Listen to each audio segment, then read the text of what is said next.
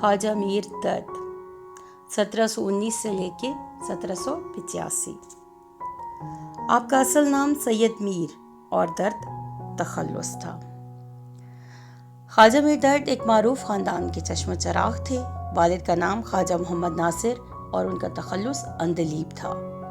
उन्होंने शाही मुलाजमत छोड़कर दरवेशी इख्तियार की और दर्द ने मुरवजा दीनी अलूम की तहसील अपने वालिद ही से की।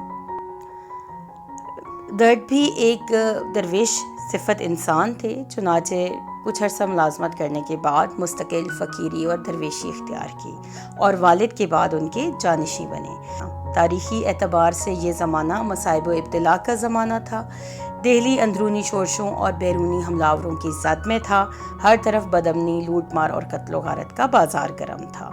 इस आलम में शोरा और अहले इल्म व हुनर दिल्ली को छोड़कर दूसरे शहरों का रुख कर रहे थे, लेकिन ख्वाजा साहब ने इन हालात में भी दिल्ली को ना छोड़ा और वहीं पर मुकीम रहे और वहीं पर उनका इंतकाल हुआ।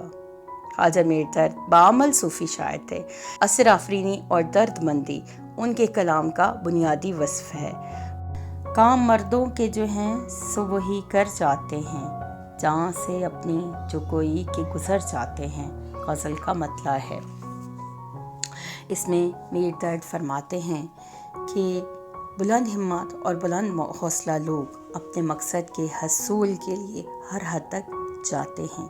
अब वो मकसद फ़िक्री हो, दीनी हो, इल्मी हो या दुनियावी हो, ठीक है, उसके हसूल के लिए वो हर तरह की मुश्किलात को खंदा पेशानी के साथ बर्दाश्त करते हैं और बुज़दिल और कम हिम्मत लोग कभी भी कामयाब व कामरान नहीं होते। मंजिल उसी को मिलती है जो मंजिल का बढ़ के इस्तकबाल करने के लिए तैयार होता है। खुद ब खुद टूट के गिरती नहीं जंजीर कभी, बदली जाती है बदलती नहीं तकदीर कभी। यानी मकसद के हसूल के लिए हर हद तक जाना जो है वो कामिल मर्दों का शेवा है। अगर तसव्वुफ़ के हवाले से देखें तो सालिक या सूफ़ी को इरफान ज़ात हासिल करने के लिए अपने नफ्स को कुचलना होता है। अगर वो ये काम करने में नाकाम रहे तो फिर वो कभी सलूक की मंजिलें तय नहीं कर सकता।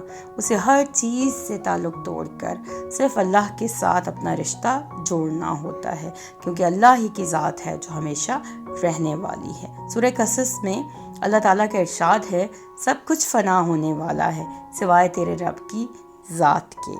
जो लोग अल्लाह ताला से मोहब्बत का दावा करते हैं उन्हें हर लम्हा कुर्बानी के लिए तैयार रहना चाहिए। अपनी चाहतों, ख्वाहिशों और तमन्नाओं को यकसर फरामोश करना चाहिए। मौत क्या आके फ़कीरों से तुझे लेना है, मरने से आगे ही ये लोग तो मर जाते हैं।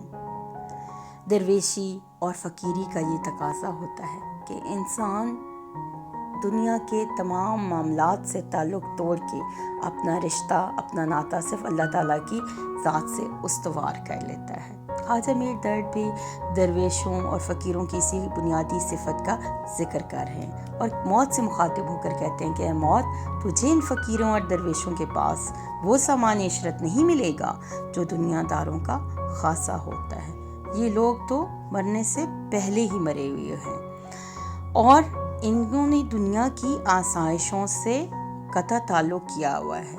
इनका मरकज़, इनका महबूब, इनके रब की ज़ात है और वो उसी की याद में महव रहते हैं। उनको दुनिया के मामलात से कुछ लेना देना नहीं होता। जीने का ना अंदोह, ना मरने का ज़रा गम, यकसा है उन्हें ज़िंदगी और मौत का आलम। मौत ही एक हकीकत है। वो तो चाहते हैं कि मौत उनको ले और वो अपने महबूब का दीदार कर सके। याद रहे कि एक ख्याल ये भी है कि तसव्वुफ़ में ये तसव्वुर हिंदुआना और ईसाई तसव्वुफ़ की दीन है, क्योंकि इस्लाम में रहबनियत नहीं है, ठीक है। लेकिन यहाँ पे मीर दर्द जी कह रहे हैं कि फ़कीर और दरवेश जो हैं वो दुनिया से कतई ताल्लुक़ करते हैं और अपने आप को अल्लाह की राह में वक्फ़ कर लेते हैं। इनके लिए जीना और मरना एक बराबर होता है, बल्कि मौत जो है वो और ज़्यादा हसीन और दिलकश होती है उनके लिए, क्योंकि मौत उनको अल्लाह ताला के कुर्ब से आशना करती है, अल्लाह ताला के दीदार से फैज़याब करती है। दीद व दीद जो हो जाए गनीमत समझो, جو شرر ورنہ ہم اے اہل نظر جاتے ہیں۔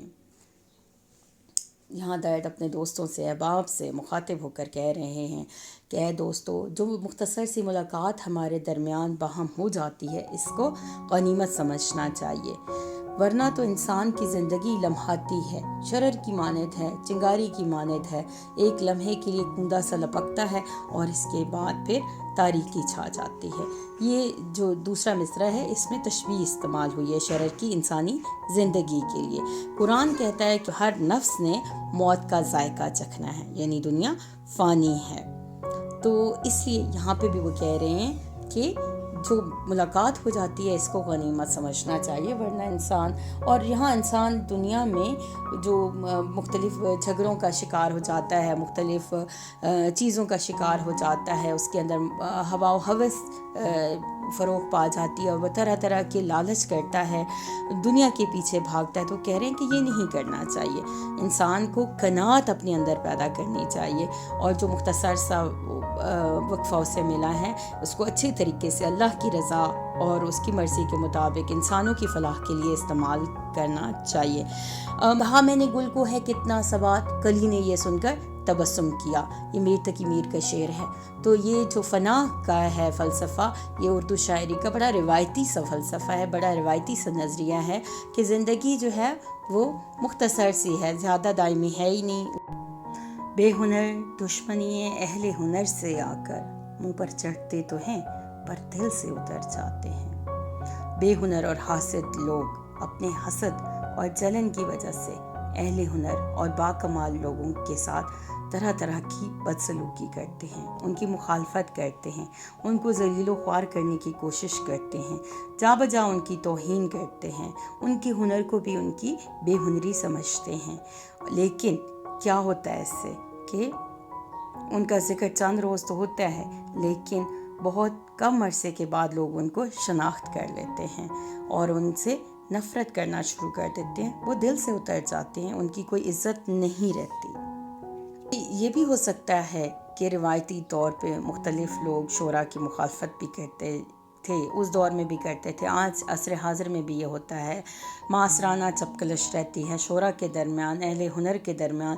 تو اس میں یہ ہوتا ہے کہ جو باہنر لوگ ہوتے ہیں وہ اپنے فن کے ذریعے لوگوں کے دلوں میں جگہ بنا دیتے ہیں، اور ان کے مخالفین جو ان سے ہنر میں کم درجے ہوتے ہیں وہ ان کے لیے طرح طرح کے گڑھے کھودتے ہیں۔ لیکن کیا ہوتا ہے کہ حقیقت چھپ نہیں سکتی بناوٹ کے اصولوں سے، وہ اپنی تمام تر کوشش کے باوجود بھی ان اہل ہنر کو کسی طریقے سے ذلیل و رسوا نہیں کر سکتے، اور ان کا ہنر، ان کا فن جو ہے، ان کا علم جو ہے وہ رہتی دنیا تک قائم و دائم رہتا ہے۔ میر درد کے ساتھ بھی یہی تھا، ان کے مخالفت لوگ کرتے تھے، لیکن یہ صوفی منشتے یہ ان چیزوں پہ یقین نہیں رکھتے تھے، اور صدیاں گزرنے کے باوجود بھی درد کے جو مخالفین ہیں ان کا کہیں ہمیں ذکر نہیں ملتا۔ درد کا کلام آج بھی زبان زد عام ہے، اور لوگ ان کے اشعار کو پڑھتے ہیں، ان کو داد دیتے ہیں۔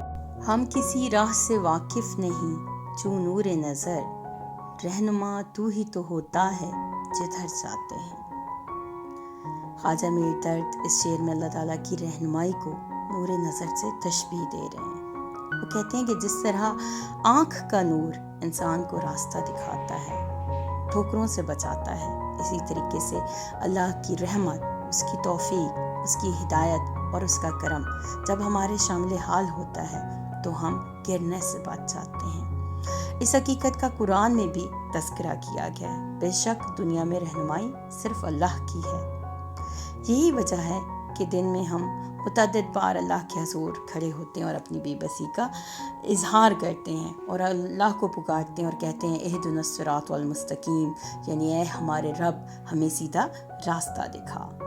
ہمیں برے اور بھلے کی تمیز نہیں ہے، ہم اللہ سے ہدایت مانگتے ہیں۔ اسی ہدایت کے لیے اللہ نے ہمارے لیے انبیاء بھیجے، صوفیاء اور اولیاء کرام جو ہیں انہوں نے ہماری ہدایت کا کام سر انجام دیا۔ تو یہاں پہ بھی کہتے ہیں کہ انسان خود اپنی عقل سے کسی راہ کا تعین نہیں کر سکتا۔ انسان جو مرضی کر لے، لیکن اگر اللہ توفیق نہ دے تو وہ کبھی ہدایت کے راستے پہ نہیں چل سکتا۔ اللہ سے ہدایت مانگ رہے ہیں، اللہ کی تسبیح کر رہے ہیں، اللہ کی تعریف کر رہے ہیں میر درد، اور کہہ رہے ہیں کہ اے اللہ تو ہی رہنما ہوتا ہے، ہم جدھر چاہتے ہیں ہماری مدد فرما، ہمیں صراط مستقیم دکھا۔ گویا اللہ تعالیٰ جس کے ساتھ ہے وہ غم اور درد اور تاریکیوں میں نہیں بھٹکتا، وہ کبھی صراط مستقیم نہیں چھوڑ سکتا۔ اللہ تعالیٰ جسے چاہتا ہے ہدایت دیتا ہے۔ تو یہاں پہ بھی اللہ کی تعریف کر رہے ہیں کہ اے اللہ تیرے فضل و کرم سے ہی ہم بہترین راستے کی طرف جائیں گے، ہم جدھر چاہتے ہیں ہمیں تیری ہدایت اور تیری رہنمائی کی ضرورت ہوتی ہے۔ معلوم نہیں ساتھ سے اپنے شب و روز، لوگ جاتے ہیں چلے سو یہ کدھر جاتے ہیں۔ موت کیا ہے؟ مرنے کے بعد لوگ کہاں جاتے ہیں؟ موت کے بعد انسان کے ساتھ کیا سلوک کیا جاتا ہے؟ یہ وہ سوال ہیں جنہوں نے ازل سے مفکروں اور صوفیوں کو، فلاسفروں کو پریشان کر کے رکھا ہے۔ یہی سوال خواجہ میر درد کے ذہن میں بھی گونجتا ہے۔ وہ بھی اپنے ارد گرد لوگوں کو مرتا ہوا دیکھتے ہیں تو پریشان ہوتے ہیں اور خود سے سوال کرتے ہیں کہ مرنے والے آخر کہاں چلے جاتے ہیں؟ موت کی وادی میں کیا رکھا ہے؟ اس میں ایسی کیا کشش ہے کہ جو اس کی آغوش میں جاتا ہے وہ پھر کبھی لوٹ کر نہیں آتا؟ کوئی اب تک نہ یہ سمجھا کہ انسان کہاں جاتا ہے، آتا ہے کہاں سے؟ ان سوالوں کا جواب فلسفیوں سے، دانشوروں سے، فلاسفروں سے، مفکروں سے نہیں بن پڑا۔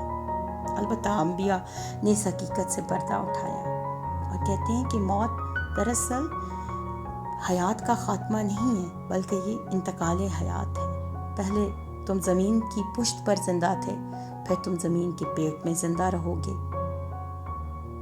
یہ زندگی برزخی ہے، پھر ایک دن ہم سب اٹھائے جائیں گے، قیامت قائم ہوگی، محشر ہوگا، داور محشر ہم سے ہمارے اعمال کا حساب طلب کرے گا، پھر ہمارا فیصلہ ہوگا کہ آیا ہمارے اعمال ہمیں جنت کی طرف لے کے جاتے ہیں یا جہنم کی کھائی میں ہم کہیں غرق ہو جاتے ہیں۔ اچھا، میر درد بھی اسی تجسس کا اظہار اس شعر میں کر رہے ہیں۔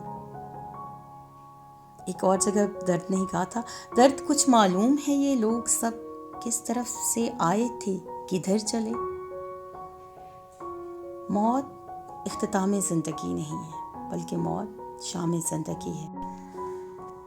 تا قیامت نہیں مٹنے کا دل عالم سے، تا قیامت نہیں مٹنے کا دل عالم سے، درد ہم اپنے عوض چھوڑے اثر چاہتے ہیں۔